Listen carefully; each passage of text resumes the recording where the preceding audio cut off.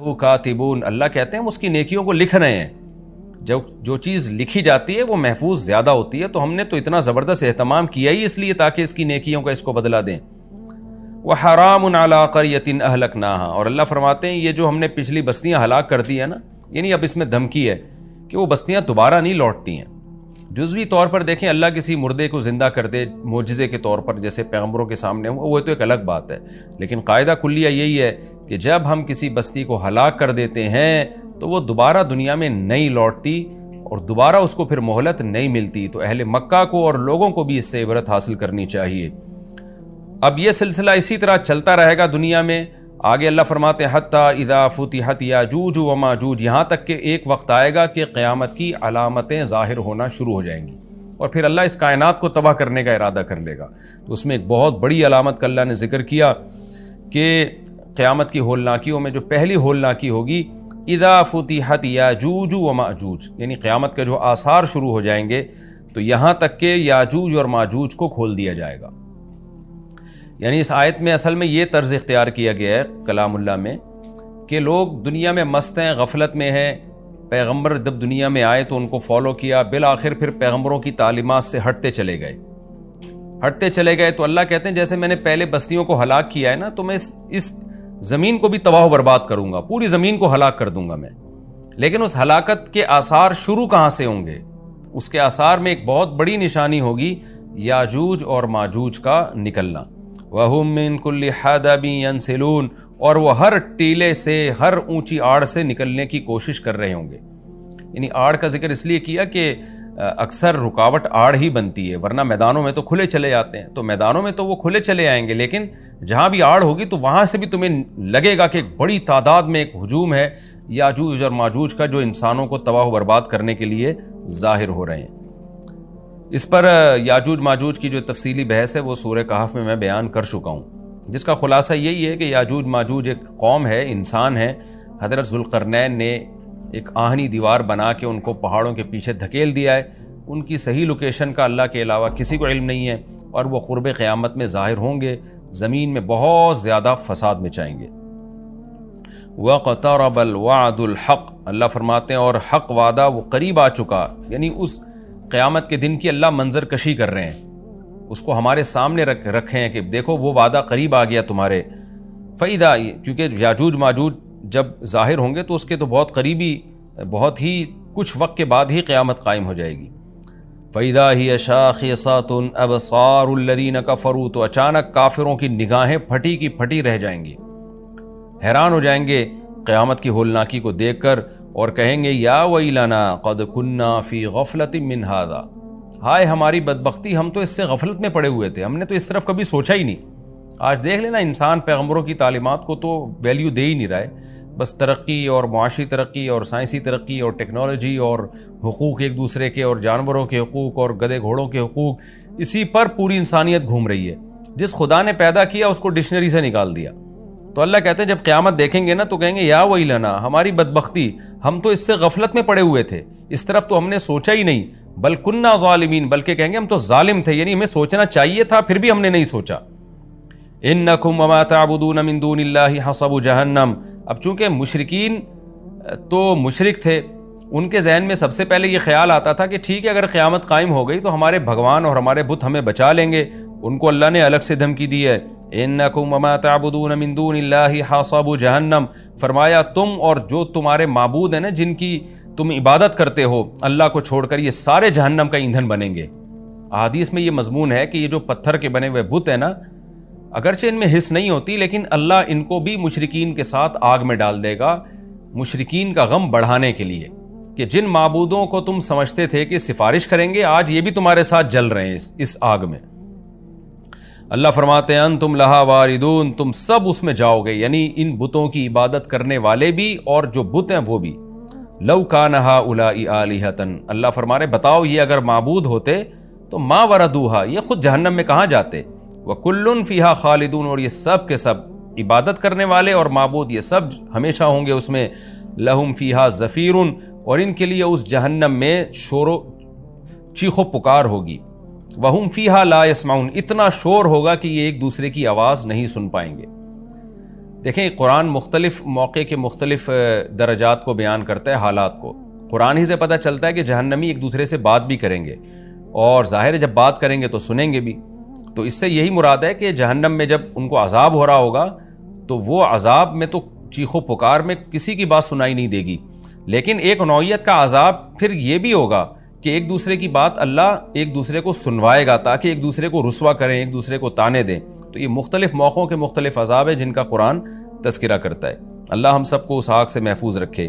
اور یہ جو اللہ نے کہا کہ ان سب وہاں چیخیں گے، پکاریں گے، تو علماء نے لکھا ہے اس سے وہ ان کے پتھر کے بنے ہوئے بت مراد نہیں ہے، کیونکہ ظاہر ہے وہ تو بے جان ہے، وہ کیا پکاریں گے؟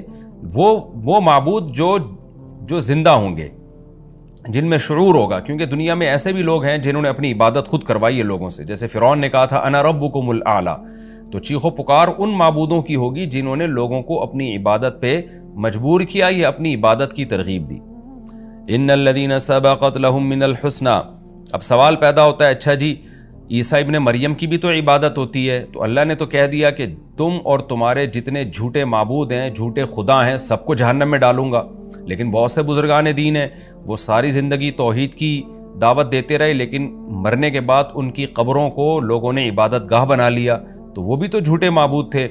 تو عیسیٰ ابن مریم کی بھی عبادت ہوئی، تو وہ بھی تو اللہ تو کہہ رہا ہے کہ سارے کے سارے جھوٹے معبود جہنم کا ایندھن بنیں گے۔ تو آگے اللہ نے فرمایا نا ان الذین سبقت لہم من الحسنی، ہاں وہ لوگ جن کے لیے ہماری طرف سے پہلے ہی ایک اچھا کلمہ لکھا جا چکا ہے، یعنی وہ پہلے ہی سے اچھے لوگ ہیں، ان کے لیے پہلے ہی جنت لکھی جا چکی ہے۔ اولئک عنہا مبعدون، یہ نیک لوگ اس سے دور ہوں گے، کیونکہ انہوں نے خود لوگوں کو اپنی عبادت پہ نہیں لگایا، لوگوں نے ان کے ساتھ زیادتی کی اور ان کو معبود بنا لیا۔ تو جو وہ لوگ جن کے بارے میں اچھی بات پہلے سبقت کر چکی ہے، اللہ فرماتے ہیں ان کو میں جہنم میں نہیں ڈالوں گا۔ لا يسمعون حسیسہا، وہ تو جہنم کی آہٹ بھی نہیں سنیں گے۔ علماء نے لکھا ہے اس سے مراد ہے جنت میں جانے کے بعد، کیونکہ حساب و کتاب میں جہنم کے پل سے ہر ایک کو گزارا جائے گا، اس میں تمام پیغمبر، تمام شہداء، کیونکہ وہ تو سورہ مریم میں اللہ نے بتا دیا وَإِن مِّنكُمْ إِلَّا وَارِدُهَا، تم میں سے ہر شخص جہنم کے پل پہ سے گزرے گا، جس کو پل صراط کہا جاتا ہے۔ لیکن اللہ تعالیٰ جنت میں داخل کرنے کے بعد ان کو جہنم سے دور کر دیں گے، اور جہنم کی آہٹ بھی ان کو سنائی نہیں دے گی۔ وَهُمْ فِي مَا اشْتَهَتْ أَنفُسُهُمْ خَالِدُونَ، اللہ فرماتے ہیں جو چاہے گا ان کا دل، ان نعمتوں میں یہ ہمیشہ ہمیشہ رہیں گے۔ لا يحزنهم الفزع الأكبر، اور بڑی گھبراہٹ بھی ان کو غم میں نہیں ڈالے گی۔ بڑی گھبراہٹ وہ ہوگی جو نفحہ اولا، یعنی جب سور پھونکا جائے گا نا، لوگ قبروں سے نکلیں گے، اس وقت بہت زیادہ خوف کا غلبہ ہوگا لوگوں پہ، اور سب اس خوف میں مبتلا ہوں گے، حساب و کتاب کا جو خوف ہوگا۔ تو اللہ فرماتے ہیں یہ بڑی گھبراہٹ اور بڑی جو ایک نفخہ اولا ہے، یہ بھی ان کو غمزدہ نہیں کرے گی۔ لیکن علماء نے لکھے اس سے بھی یہ مراد ہے کہ مستقل طور پہ غمزدہ کرنا، وقتی خوف تو ہر ایک کو ہوگا، قرآن سے یہ بات ثابت ہے، لیکن اللہ نیک لوگوں سے اس خوف کو جلدی دور کر لیں گے۔ اور جو میدان حشر کا جو خوف ہے، جو حقیقی خوف ہے، جو لمبا خوف ہوگا، وہ صرف نافرمانوں کو ہوگا۔ لیکن قرآن و سنت سے یہ بات ثابت ہے کہ ابتدائی مرحلے میں سارے خوف زدہ ہوں گے۔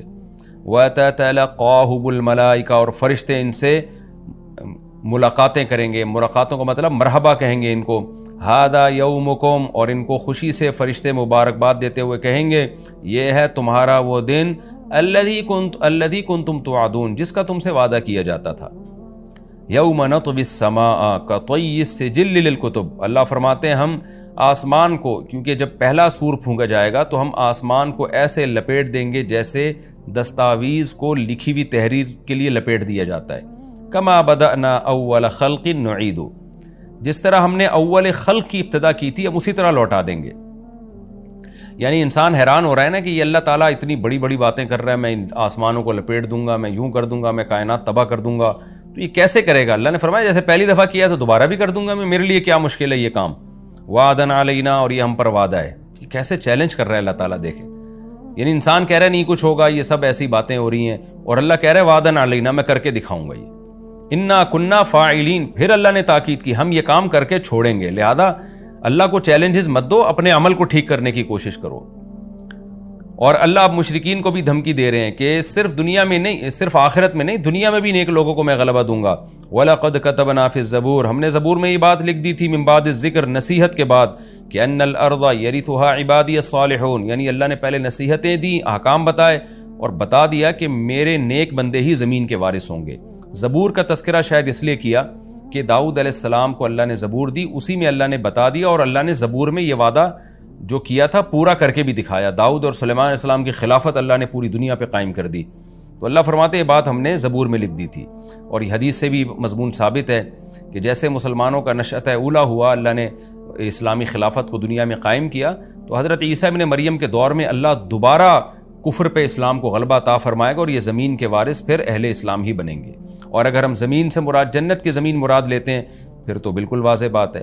آگے اللہ فرماتے ہیں ان فی ھذا لبلاغا لقوم عابدین، ہم نے جو مضمون بیان کیا اس میں جو لوگ اللہ کی عبادت اور غلامی کرتے ہیں ان کے لیے پیغام کا صاف صاف پہنچا دینا ہے۔ ان کو بات سمجھ میں آ گئی ہوگی، جو اللہ کو نہیں مانتے، اللہ کی عبادت پہ آنا ہی نہیں چاہتے، ان کو سمجھ میں بات نہیں آ سکتی۔ وما ارسلناک الا رحمۃ للعالمین، اور اے نبی ہم نے آپ کو تمام جہان والوں کے لیے رحمت بنا کے بھیجا ہے۔ کافر یہ سمجھتے ہیں کہ جب سے آئے ہیں ہمارے لیے ٹینشن بن گئے ہیں، ہم باپ دادا کے دین کو فالو کر رہے تھے، نہ کوئی جہنم کی بات تھی نہ کوئی اور باتیں تھیں، تو وہ اشکال کرتے اللہ نے فرمایا کہ ہم نے رحمت بنا کے بھیجا ہے تاکہ لوگ آپ پر ایمان لائیں، جنت میں جائیں، اپنی زندگی کو بھی سدھاریں، آخرت کو بھی سدھاریں اور ایک دوسرے کے حقوق ادا کریں، زمین میں امن پیدا ہو۔ تو آپ رحمت کا ذریعہ ہیں، یہ نہیں مان کے آپ کو زحمت سمجھ رہے ہیں، تو یہ آپ کا قصور نہیں ہے، ان کا قصور ہے۔ تو اللہ نے انسانوں کو بھی بتا دیا کہ پیغمبر صلی اللہ علیہ وسلم تمہارے لیے رحمت ہے، ان کو زحمت مت سمجھو۔ اب چونکہ اس سورت کا مضمون ہی توحید ہے، اس لیے خلاصے کے طور پر اللہ اس مضمون کو دہراتے ہیں۔ قل انما یوحی الیہ، اے نبی اب آپ خلاصے کے طور پر ان کو یہ بات بتا دیجئے، چونکہ میری جو اصل دعوت ہے وہ کیا ہے، میری طرف وہی کی جاتی ہے انما الہکم الہ واحد، کہ تمہارا معبود صرف ایک معبود ہے، اسی کی عبادت کرنی ہے۔ فہل انتم مسلمون، تو کیا تم فرما بردار بنو گے اب بھی اتنا کچھ سننے کے بعد بھی؟ فإن تولوا، اے نبی اگر یہ اب بھی آپ کی باتوں سے اعراض کریں، پیٹھ پھیریں، فقل آذنتکم علی سوا، تو کہہ دیجئے میں نے برابر طور پہ تمہیں بتا دیا۔ یہ برابر کا لفظ کا مطلب ہوتا ہے صاف طور پہ، یہ محاورہ ہے، یعنی اردو میں بھی ہم کہتے ہیں اس طرح کی بات۔ تو ہم اے نبی آپ کہہ دیجئے میں نے تمہیں صاف طور پر کھلے لفظوں میں اللہ کا پیغام سنا دیا ہے۔ وَإِنْ أَدْرِي، اب مجھے نہیں پتا، أَقَرِيبٌ أَمْ بَعِيدٌ مَا تُوعَدُونَ، کہ جس عذاب کا اللہ نے تم سے وعدہ کیا ہے وہ قریب ہے یا دور، کیونکہ بار بار نا وہ ایک ہی بات پہ اٹکتے تھے کہ پھر جلدی عذاب کیوں نہیں آتا، جلدی عذاب کیوں نہیں آتا، ڈیٹ بتائیں عذاب کی۔ تو اے نبی کہہ دیجئے میں نے پیغام پہنچا دیا، اب مجھے نہیں پتا عذاب جلدی آئے گا کہ دیر سے آئے گا۔ وَإِنْ أَدْرِي لَعَلَّهُ إِنَّهُ يَعْلَمُ الْجَهْرَ مِنَ الْقَوْلِ، اللہ جانتا ہے جہر والی بات بھی، وَيَعْلَمُ مَا تَكْتُمُونَ، اور جو تم چھپاتے ہو وہ بھی اللہ جانتا ہے۔ کیا مطلب؟ اللہ کا علم کامل ہے، تو جس کا علم کامل ہے اس کو پتہ ہے کہ قیامت کب آئے گی۔ میرا علم کامل نہیں ہے تو مجھ سے کیوں پوچھتے ہو، اور اللہ مجھے نہیں بتاتا کہ کب آئے گی، جتنا اللہ نے بتایا وہ میں نے تم تک پہنچا دیا۔ وَإِنْ أَدْرِي لَعَلَّهُ فِتْنَةٌ لَكُمْ وَمَتَاعٌ إِلَىٰ حِينٍ، اور پھر آپ صلی اللہ علیہ وسلم نے یہ بتایا کہ مجھے تو یہ بھی علم نہیں ہے کہ اللہ عذاب ٹال کیوں رہا ہے، اس لیے ٹال رہا ہے کہ تمہیں آزمائش میں ڈالنا چاہتا ہے وہ، یا اس لیے ٹال رہا ہے کہ اللہ تمہیں کچھ دن نعمتیں مزید دینا چاہتا ہے۔ یعنی آزمائش تو یہ ہے کہ عذاب ٹلے گا تو تمہاری آزمائش ہوگی، تمہیں غور و فکر کا موقع ملے گا، کچھ لوگ ایمان لائیں گے، کچھ نہیں لے کر آئیں گے، عذاب فوراً آ گیا تو سارے ہی جہنم میں چلے جاؤ گے۔ تو یہ تم پر رحمت بھی ہو سکتی ہے اللہ کی طرف سے کہ مہلت دے رہا ہے، بہت سے ایمان لے آئیں گے، اور یہ بھی ہو سکتا ہے کہ اللہ تمہیں آخرت میں پکڑے گا اور دنیا میں کچھ نعمتیں دینا چاہ رہا ہے۔ یعنی فتنۃ لکم کا مطلب یہ ہوا کہ ہو سکتا ہے آزمائش ہو، کچھ کامیاب ہو جائیں کچھ ناکام ہو جائیں، اور متاع الی حین کا مطلب یہ ہو سکتا ہے کہ اللہ تمہیں فائدہ پہنچانا چاہ رہا ہے کیونکہ آخرت میں تمہارے لیے عذاب ہے۔ تو ان دونوں میں کون سا پہلو اللہ کے سامنے ہے؟ نبی فرما رہے ہیں کہ مجھے معلوم نہیں ہے۔ تو جسے یہ معلوم نہیں کہ عذاب ٹالنے کی ریزن کیا ہے، وہ عذاب کا ٹائم کیسے بتا سکتا ہے؟ پھر آگے اللہ تعالیٰ آخر میں اپنے نبی صلی اللہ علیہ وسلم کے کلام کو نقل کرتے ہیں کہ آپ نے پوری صورت ان مشرکین کو سنائی، پورا توحید کے مضمون سنایا، تو آپ صلی اللہ علیہ وسلم اللہ سے دعا مانگتے تھے کہ اللہ دلائل کی دنیا میں حجت تمام ہو گئی ہے، تو عملی دنیا میں حجت تمام کر دے، تو اسلام کو غلبہ دے دے، ان کو بتا دے کہ یہ لوگ حق پر نہیں ہیں۔ تو اللہ نے نبی کے اس کلام کو ذکر کیا، قال رب احکم بالحق، نبی کہتے ہیں کہ اے اللہ تو حق کے ساتھ فیصلہ کر دے، یعنی پریکٹیکلی عملاً فیصلہ کر دے۔ اور نبی یہ دعائیں بھی مانگتے ہیں، وربنا الرحمن، ہمارا رب رحمان ہے، رحم کرنے والا ہے، المستعان اسی سے مدد طلب کی جاتی ہے، علی ما تصفون ان باتوں پر جو تم لوگ کرتے ہو، یعنی تم جو اعتراضات کر کے مجھے تکلیف پہنچا رہے ہو تو میں مدد اللہ ہی سے طلب کرتا ہوں۔ تو یہ تسلی کے دو جملے ہیں جو اللہ کی طرف سے، کہ باقی اللہ نے عملی فیصلہ کیا، پھر بدر میں کیا، احد میں کیا، اور پھر خندق میں کیا، فتح مکہ میں کیا، لیکن نبی صلی اللہ علیہ وسلم شروع سے ہی یہ دعائیں مانگتے آ رہے تھے۔ اس میں ہمیں بھی ترغیب ہے کہ جب ہم دعوت کا کام کریں تو اللہ سے یہ دعائیں مانگا کریں کہ اللہ تو حق کا فیصلہ کر اور تجھی سے ہم مدد طلب کریں گے۔ اور یہ بات آپ مشرکین کو بتا بھی دیں کہ ہم اللہ ہی سے دعا مانگتے ہیں، اور ہم تم جو ہمیں مشکلات میں ڈال رہے ہو، ہم اس میں اللہ سے مدد طلب کرتے ہیں۔ ظاہر ہے جو اللہ پہ اعتماد کر کے اللہ سے مدد طلب کرے گا تو پلڑا بالآخر اسی کا بھاری رہے گا، فتح اور نصرت اسی کے مقدر میں آئے گی۔ یہ بھی ہمارا رکوع الحمدللہ کمپلیٹ ہو گیا۔ اس رکوع میں بھی اللہ نے بہت اہم مضامین کو بیان کیا۔ ایک تو یہ کہ نیک اعمال پہ ایمان کے ساتھ نیک اعمال قابل قبول ہیں، بستیوں کو اللہ ہلاک کر دیتے ہیں، دوبارہ زندہ نہیں کرتے اللہ ان بستیوں کو، اور نام و نشان مٹ جاتا ہے ان بستیوں کا۔ اور قیامت کی ہولناکیوں کا اللہ نے تذکرہ کیا کہ پہلی علامت یاجوج ماجوج کا ظاہر ہونا ہوگا، وہ خود سائنس کے لیے ایک چیلنج ہوگی، بہت بڑا چیلنج ہوگی۔ اور پھر آہستہ آہستہ قیامت کی علامتیں آئیں گی تو اہل کفر کی آنکھیں حیرت سے پھٹی کی پھٹی رہ جائیں گی، اور وہ کہیں گے ہمیں تو اس کی توقع ہی نہیں تھی۔ پھر اللہ ان مشرکین اور ان کے معبودوں کو اٹھا کے ان کے ساتھ جہنم کا ایندھن بنائے گا، اور ان معبودوں کو بچا لے گا جن کو ان کی مرضی کے بغیر معبود بنایا گیا، یعنی عیسیٰ ابن مریم اور جو بزرگان دین قبروں میں لوگ ان کی قبروں کی عبادت شروع کر دیتے ہیں، ان کے بارے میں اللہ نے فرمایا کہ وہ جہنم کی آہٹ بھی نہ سنیں گے۔ اور پھر اللہ تعالیٰ نے بتایا کہ ہم نے زبور میں یہ بات لکھی ہوئی ہے کہ نیک لوگ ہی میری زمین کے وارث بنیں گے، لہذا کفر اس خوش فہمی میں نہ رہے کہ ہم اسلام پہ غالب آ جائیں گے، بالآخر اللہ اہل اسلام کو غلبہ دے گا۔ اور اس میں ایک اہم ترین آیت یہ بھی ہے کہ اللہ نے پیغمبر صلی اللہ علیہ وسلم کو رحمت للعالمین بنایا ہے۔ کاش یہ بات آج کافر کی سمجھ میں آ جائے کہ اسلام آپ کے لیے رحمت ہے، عذاب نہیں ہے۔ لوگ اکثر یوٹیوب پہ میں نے دیکھا کمنٹس کر رہے ہوتے ہیں غیر مسلم کہ ہم اسلام سے بچے ہوئے ہیں، عیش کی زندگی میں ہیں۔